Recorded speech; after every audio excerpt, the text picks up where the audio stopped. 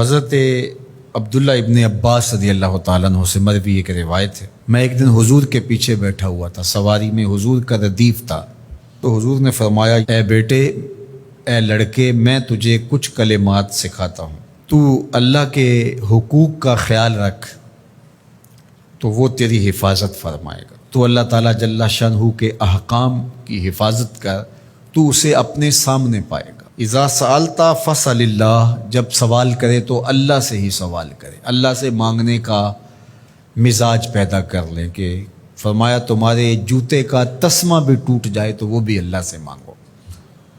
ضرور بازار میں جاؤ دکاندار سے، لیکن حقیقی طلب اللہ سے ہونی چاہیے۔ بات بات پہ اللہ سے سوال کرو، بڑی سے بڑی چیز بھی اس سے مانگو، چھوٹی سے چھوٹی چیز بھی اسی سے طلب کرو۔ ہماری ساری ضرورتوں کا کفیل ہمارا رب، ہمارا مالک ہے۔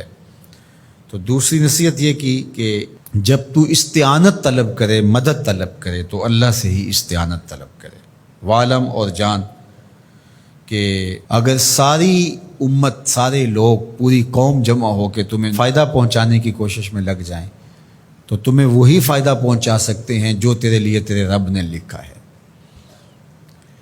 اور فرمایا وَإِنِ اجْتَمَعُوا عَلَىٰ أَن يَضُرُّوكَ بِشَيْءٍ، اور اگر تمہیں نقصان پہنچانے کے درپے ہو جائیں، لَمْ يَضُرُّوكَ إِلَّا بِشَيْءٍ قَدْ كَتَبَهُ اللَّهُ عَلَيْكَ، تو تجھے صرف وہی نقصان پہنچا سکتے ہیں جو اللہ نے تیرے لیے لکھا ہے۔ سارا زمانہ بھی مخالف ہو جائے، تیرا کچھ نہیں بگاڑ سکتا۔ ہاں، تیرے مقدر میں اگر کوئی چیز، کوئی بگاڑ لکھا ہے تو وہ ہوگا، اس کا ذریعہ وہ بن جائیں گے۔ تو اس لیے پھر اسی سے مانگو، اسی سے طلب کرو۔ رفعت الاقلام وجفت الصحف، جو لکھنا تھا اللہ نے لکھ دیا، لکھنے کے بعد قلم اٹھا لیا گیا اور جن صحیفوں پہ لکھا تھا وہ خشک ہو گئے۔ اب کتابیں بند ہیں، تو اس لیے اس نے تیرے لیے جو لکھا ہے وہ ہو کے رہے گا، تو خام خواہ لوگوں سے ڈرنے کی ضرورت نہیں ہے، اور تیرا فائدہ، تیرا نقصان اسی کے دستے قدرت میں ہے، تو اسی سے طلب کر، اسی سے مانگ۔ اور فرمایا تو اللہ تعالیٰ جل شانہ کو رخا میں، خوشحالی میں یاد کر، یعرف کا فی الشدہ، وہ تجھے مشکل میں پہچانے گا۔ یعنی جو شخص خوشحالی کے دور میں اس کے پاس دولت ہے، صحت ہے، تو اللہ تعالیٰ کو فراموش نہیں کرتا، اللہ اس کی بدحالی کے زمانے میں اس کو فراموش نہیں کرتا۔ وعلم، اور جان، ان النصر مع الصبر، کہ جو مدد ہے وہ صبر کے ساتھ آتی ہے۔ وان الفرج مع الکرب، اور کشادگی جو ہے وہ مشکل کے ساتھ آتی ہے۔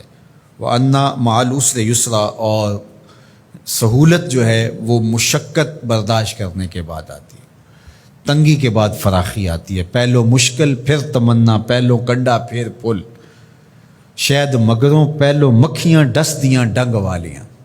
تو یہ سب ہوتا ہے، مشکلات، تکلیفیں، آلام، مصائب، ان سب سے گزر کر کے آسانیاں آتی ہیں۔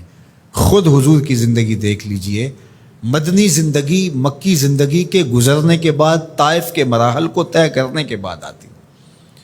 تو ہم ڈائریکٹ اگر چاہیں مکی زندگی کو اختیار کیے بغیر اور طائف کی مشکلات اور سنگلاخ راستوں سے گزرے بغیر مدنی برکتیں حاصل کرنا، تو وہ نہیں پا سکتے۔